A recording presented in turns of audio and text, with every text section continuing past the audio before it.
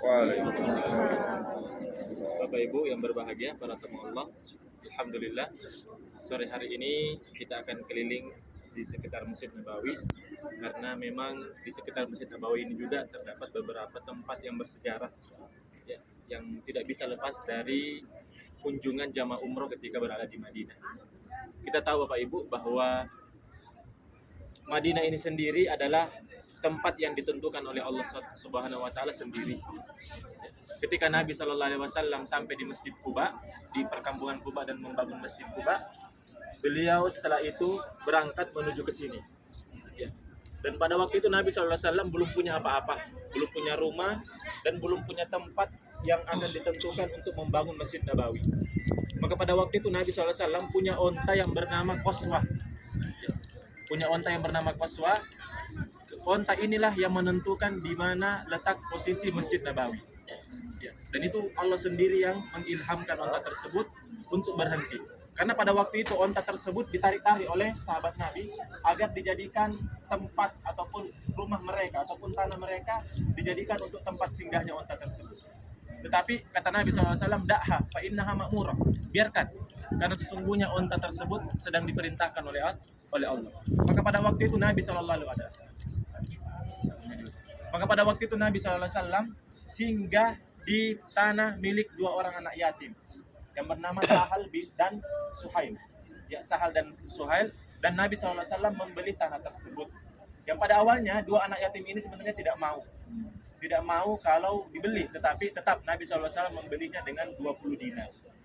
Dan pada waktu pembangunan Masjid Nabawi, Nabi SAW tinggal di rumahnya Abu Ayyub Al-Ansori yang sekarang kuburannya ada di Turki. Abu Ayyub Al-Ansori ini adalah termasuk sahabat Nabi SAW yang Nabi SAW tinggal selama pembangunan Masjid Nabawi dan juga rumah-rumah Nabi. Kalau kita lihat rumah Nabi Bapak Ibu, pada waktu itu lebih banyak tersebar ke rumah-rumah istrinya.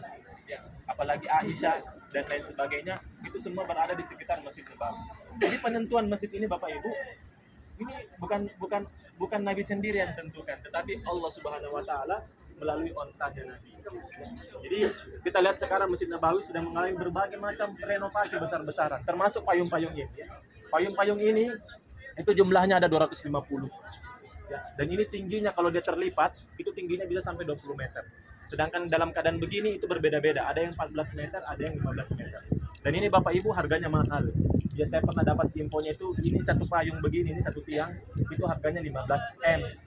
Ya, karena belum ada teknologi secanggih ini yang bisa meniru Masjid Nabawi sampai detik ini. Ya, belum ada masjid yang bisa meniru payungnya yang payung.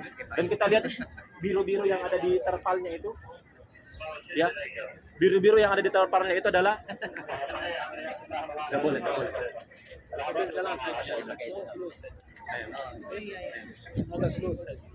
Enggak boleh di situ. Jalan. Kalau tuh sambil jalan. Sambil jalan. Ini sakit Bapak. Thank you. Thank you. Kalau sambil jalan. Ya, baik. Ini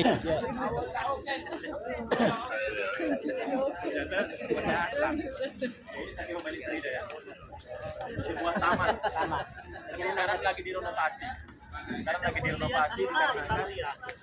mau dikembangkan. Anda lihat halaman kemarin hanya pohon-pohon biasa dan dikelilingi oleh pagar. Tetapi sekarang dia kayak ditutup dan akhirnya mau direnovasi. Kita ada gambarnya.